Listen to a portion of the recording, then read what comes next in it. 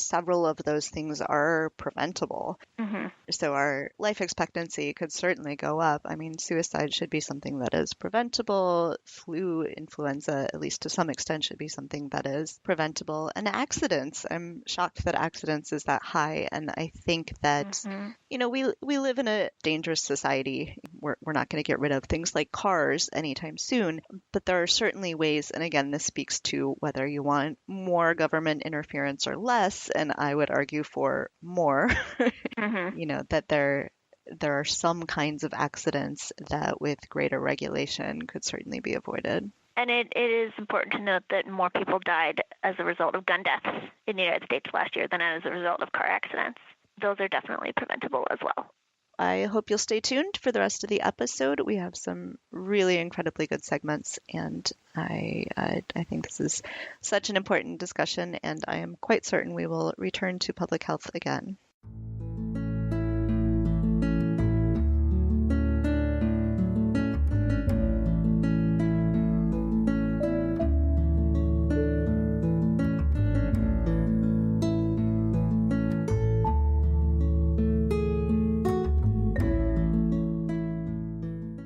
In this segment, we have with us Reid Wilson, who is a correspondent for The Hill. He is also the author of a book that just came out yesterday called Epidemic, Ebola, and the Global Scramble to Prevent the Next Killer Outbreak. Hello, Reid. Hi there. Thanks so much for joining us. This book is terrifying, but also really good. So I'm so thrilled that you could come on and talk to us. Could you start by telling us just a little bit about the background of who you are and why you wrote this book? Yeah, so I'm a political reporter in my day job. I spend all my time focusing on campaigns and elections and what happens in state governments across the country. And I sort of stepped back and wanted to tell this story for a couple of reasons. First of all, you know, we live in this really divided, polarized world where we don't trust any of our institutions and we view people who have different views from us very skeptically. And I mean, we're effectively two Americas living side by side. And this is really, in the end, an optimistic story. It's a story about Americans of all shapes and sizes and ideological beliefs and races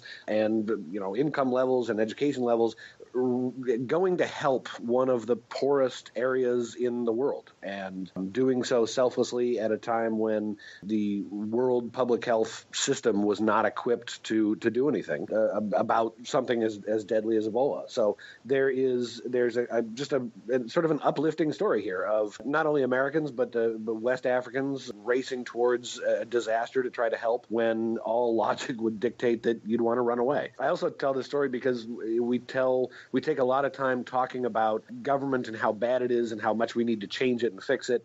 And this is a time when the American government specifically actually did a really good job and saved hundreds of thousands, if not millions of lives. And I think that at a time when we're just so distrusting of government institutions, it's important to step back and recognize, hey, there's some people doing their jobs really well. Yeah, so one of the things that I think is so interesting about thinking about health and public health is that it's the kind of thing that can really only be handled on a large scale, right? I mean, that's the whole point of thinking about public health, and can only be handled really globally. So I think that's one of the primary things that sort of leapt out at me in your book is this idea that you can't contain something in the global world that we live in. So even if it starts in this remote African village, people travel. And they travel a lot, and they travel quickly before they realize they're sick. And I remember, as this whole crisis was unfolding, reading about it daily and thinking, oh my gosh, is someone going to show up at my local airport? I live in Chicago, so that's not completely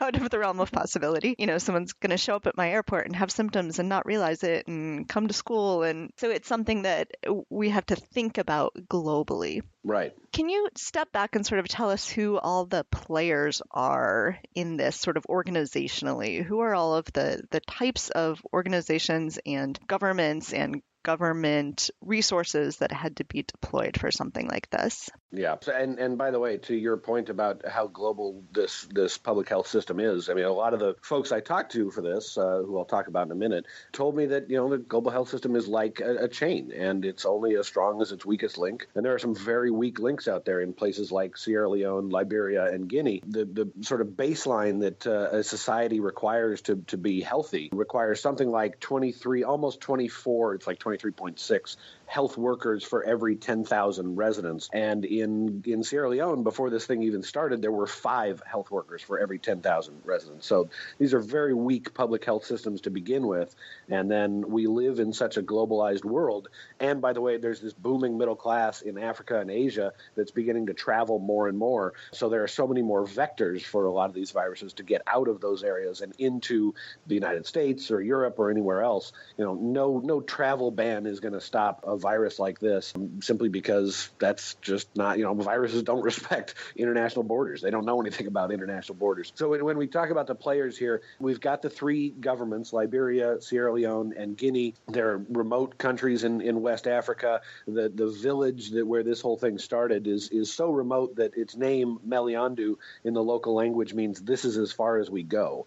So that gives you a little hint of there's not much more to go out there. So we start with those 3 governments, and there's sort of I hate to say lucky, but we're almost lucky in that this virus broke out in these 3 particular countries. The U.S. effectively created Liberia back in the 1800s when we repatriated a bunch of freed slaves. Repatriated is the wrong word. They weren't exactly from there. We just sent them back because funny thing that I sort of learned in this, even the abolitionists didn't actually want free black people around them, so they were not exactly saints themselves. Anyway, so the U.S. has a very close relationship with Liberia. The American approval rating in Liberia is something like 99%. So when the U.S. Army sends 3,000 troops to Liberia, it's seen as this blessed event. Sierra Leone has a very close relationship with the UK. Guinea has a very close relationship with France. Who are the 3 governments best able to handle a public health disaster like this? The U.S., the UK, and France. So in a sense, we got lucky that this happened there and not in Pakistan or Indonesia or someplace where 3,000 American troops would not be welcome. So there are the secondary players, the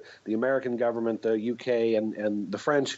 The World Health Organization is ostensibly the agency that's supposed to oversee all these the sort of public health around the world. They were woefully inadequate in responding to a lot of this. So much so that when Médecins Sans Frontières, or Doctors Without Borders, started raising the alarm early on, a spokesman for WHO berated them on Twitter and just sort of mocked them. Oh, this isn't that serious. And then 11,000 people died and 28,000 people got infected. So yeah, it was kind of serious. Then we talk about American agencies, some of the groups that helped out the most. The Centers for Disease Control and Prevention in Atlanta, the National Institute of Health up here in D.C. where I am, the U.S. Army Medical Research Institute for Infectious Diseases, which is out at Fort Detrick, Maryland. I spent a day out there, which is absolutely eye-opening, going to watch people work with the Ebola virus in these double-paned. They didn't let me in the room, obviously, but there are windows, so fortunately, a lot of panes of glass between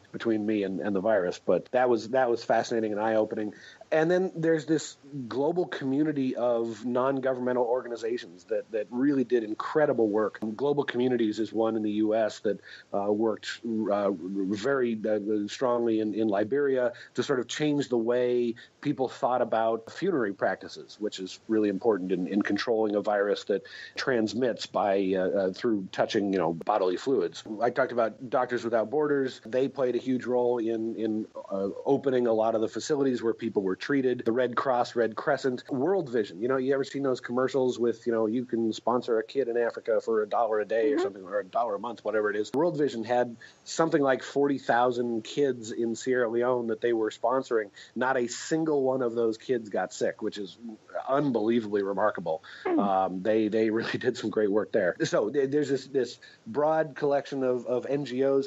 And then, the funny thing, there were a bunch of other governments who aren't used to responding to a disaster like this, who actually did a lot of work at the behest of the Obama administration. The Obama folks tried to get China really involved. They said, look, you want to be a superpower on the global stage. This is how you do it. This is the responsibility that comes with being a superpower. So China's version of the CDC came to West Africa and learned, how to build an Ebola treatment unit.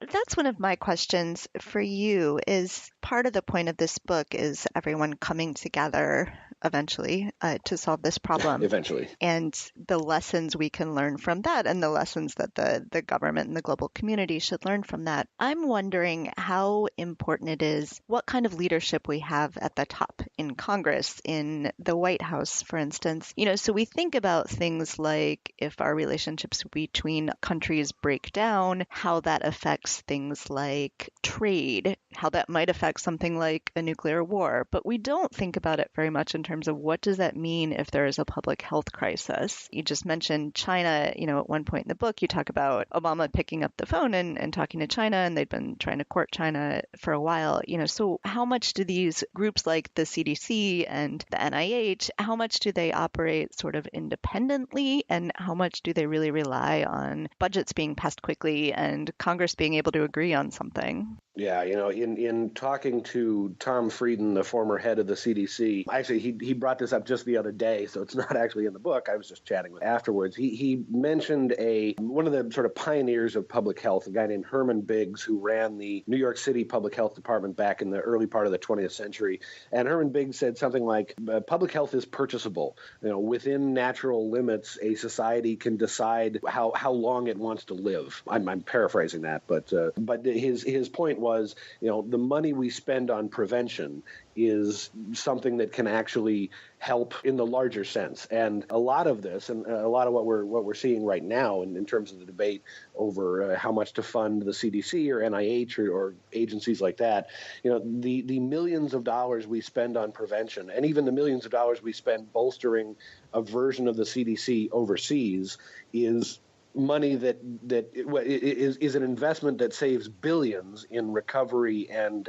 treatment if something like this does break out. The good news is that agencies like the CDC used this crisis to totally overhaul how they do business. And what that has meant is that they are now much better prepared to deploy people at a very quick pace to go find some disease and curtail it and make sure it doesn't leap out and kill too many people. USAID and CDC have started working very closely together. One of the funny things I found out in the course of this is that before this outbreak, the USAID folks, they're the ones who go and respond when there's an earthquake or a hurricane or something like that in Haiti or wherever. And they had this sort of professional rivalry with the CDC folks who were more, they'd go and fight an outbreak. And eventually the two sides sat down and said, we're doing the same thing. Why are we not coordinating more? And so now CDC and USAID have this really great working relationship where they coordinate a lot more than they ever have before. To an extent that they can, all of these agencies are continuing the same programs that they have for a long time, things that Congress or the president doesn't particularly pay attention to, like monitoring diseases, possible outbreaks in countries across the world. The problem, though, is that spending millions now to save billions later is not really a great political tool. It's not a sexy vote to cast. And by the way, what's the easiest thing that every politician says they're going to cut? Foreign aid. Despite the fact that foreign aid is the tiniest of tiny fractions within our budget, it's still like the most obvious thing that you want to go and cut at any given time. So the fact is, the money that the CDC uses to conduct these missions that are going to save millions of lives in the long run is running out, and it's not a function of President Trump. As a matter of fact, it's a function of every president going back to when the CDC was created. We've never invested enough in CDC or USAID or these other agencies to effectively fight a disease overseas before it gets here. And the money that was included in the Ebola supplemental just after the 2014 midterm elections included hundreds of millions of dollars to pay for effectively versions of the CDC in other countries. We were going to set up like a version of the CDC in Liberia, in Congo, in China, and now that money is running out. It'll actually run out in fiscal year 2019, which is next fiscal year. But once it does, the CDC has already said they're going to have to cut back their disease surveillance in 39 of the 49 countries where they can conduct that kind of surveillance. And that includes some countries like the Democratic Republic of Congo, where Ebola virus was first identified back in the 1970s. It includes China, where the next bird flu is probably going to come from. It includes a lot of countries where, frankly, we should be spending the millions now to save the billions later. How do we frame that in terms of a political discussion? I know you said it's not sexy to, spend millions now to save billions later, but how do we frame that in terms of a political argument? How would you recommend that we frame that? I don't know. If